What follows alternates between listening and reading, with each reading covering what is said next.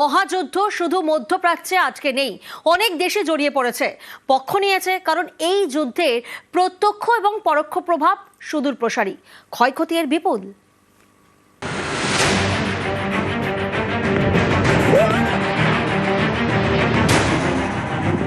কুরুক্ষেত্র হোক বা ট্রয়, প্রথম ও দ্বিতীয় বিশ্বযুদ্ধ, প্রায় সব দেশকেই কোনো না কোনো পক্ষ নিতে হয়েছে।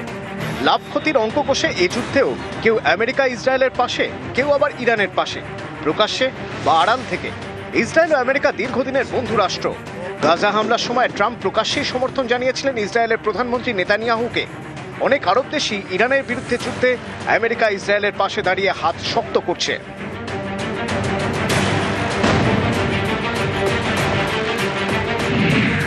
সৌদি আরব, কাতার, সংযুক্ত আরব আমিরশাহী, বাহরিন, কুয়েত আগে থেকেই আমেরিকাপন্থী। তারা সরাসরি ইরানকে একঘরে করে ফেলতে চাইছে।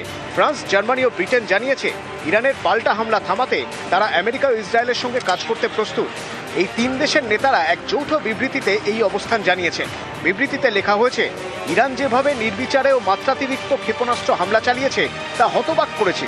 এসব হামলা ওই অঞ্চলের বিভিন্ন দেশের উপরে হয়েছে। এমনকি যেসব দেশ আমেরিকা ও ইসরায়েলের প্রাথমিক সামরিক অভিযানে জড়িত ছিল না, তাদেরও নিশানা করা হয়েছে। আমেরিকা ইসরায়েলের পাশে দাঁড়িয়েছে বেলজিয়াম, কানাডা এবং ইউক্রেন। ইউরোপ এবং আরবের কিছু দেশ যেমন ইসরায়েল আমেরিকার পক্ষে, তেমনি ইরানের সমর্থনেও দাঁড়িয়েছে কিছু দেশ।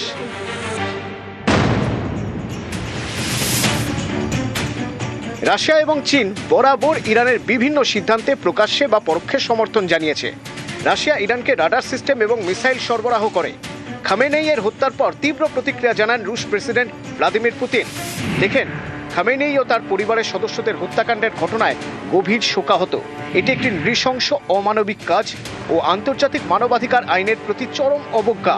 চীন ইরানের সঙ্গে কৌশলগত অংশীদারিত্ব বজায় রাখে এবং মূলত কূটনৈতিক সমাধানের পক্ষে কথা বলে। তুরস্ক ইরানের কৌশলগত বন্ধু দেশ। ইরানের পাশে আছে উত্তর কোরিয়াও। ইরানকে অস্ত্র দিয়ে সমর্থন করে নরওয়ে। কৌশলগত সহায়তা করে পাকিস্তান। তবে ইরানের সবচেয়ে বড় শক্তি হল মধ্যপ্রাচ্যের বিভিন্ন মিলিশিয়া গোষ্ঠী। এর মধ্যে রয়েছে লেবাননের হিজবুল্লাহ, ইয়েমেনের হুথি বিদ্রোহী, গাজার হামাস, ইরাকের পপুলার মোবিলাইজেশন ফোর্সেস এবং ফিলিস্তিনি ইসলামিক জিহাদ, যাদের মদতে আমেরিকার সেনা ছাউনিগুলোর উপর হামলা চালাচ্ছে ইরান।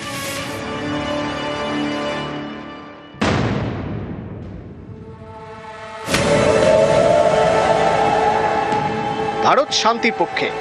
মধ্যপ্রাচ্যে অশান্তি যত বাড়বে, ভারতেও তার প্রভাব বাড়বে। তাই দুই পক্ষকেই যুদ্ধ থেকে বিরত থাকতে আবেদন করেছে ভারত।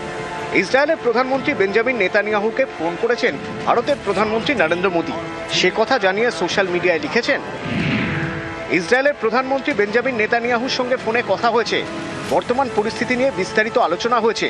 সাম্প্রতিক পরিস্থিতি নিয়ে ভারতের উদ্বেগের কথা জানিয়েছি এবং সাধারণ নাগরিকদের নিরাপত্তাকে অগ্রাধিকার দেওয়ার কথা বলেছি। যত দ্রুত সম্ভব এই যুদ্ধ বন্ধ করারও কথা জানানো হয়েছে ভারতের তরফে। News 18 Bangla.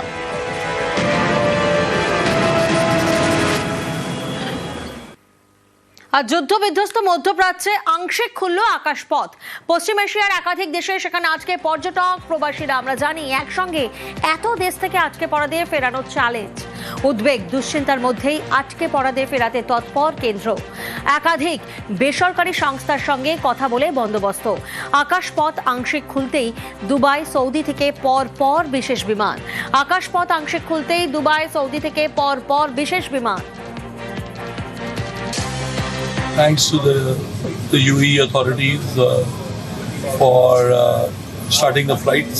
We just boarded the flight to India, Bengaluru. This is one of the first few flights which have started, and UAE has started, I believe even Abu Dhabi has started the flights.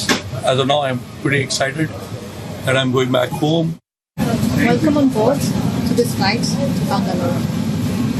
This is the first flight?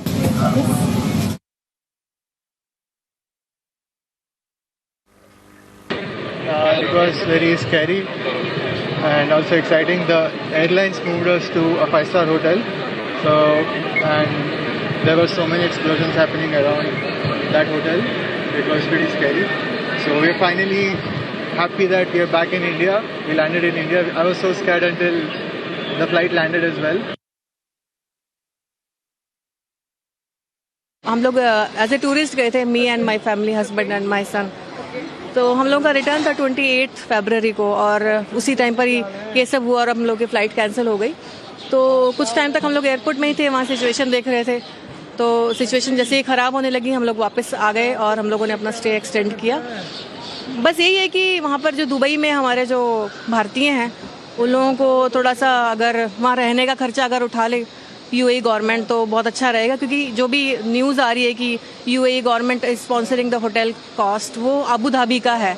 Dubai में हम लोगों को cost bear करना पड़ा जो भी था। और बस यही वो है कि रिक्वेस्ट है कि जल्दी से बाकी और भी जो भी स्टैंडर्ड हमारे पैसेंजर्स हैं, उन लोगों को और वापस लेके आ जाएं जल्दी से। Situation is quite cool and normal, okay, not very tense, है ना, but however due to that flight cancellations है ना and all, people are economically getting impacted because बहुत महंगा है वहाँ पर रहना, है ना, खाना पीना सब चीज़ महंगा है वहाँ पर, तो वो बेसिक प्रॉब्लम है। तो दुबई में बस मेरा ये कहना है दुबई गवर्नमेंट से कि वहाँ पर लोगों को वो दे, स्टे दे वहाँ पर, मतलब एटलीस्ट टूरिस्ट लोग को, दैट्स इट।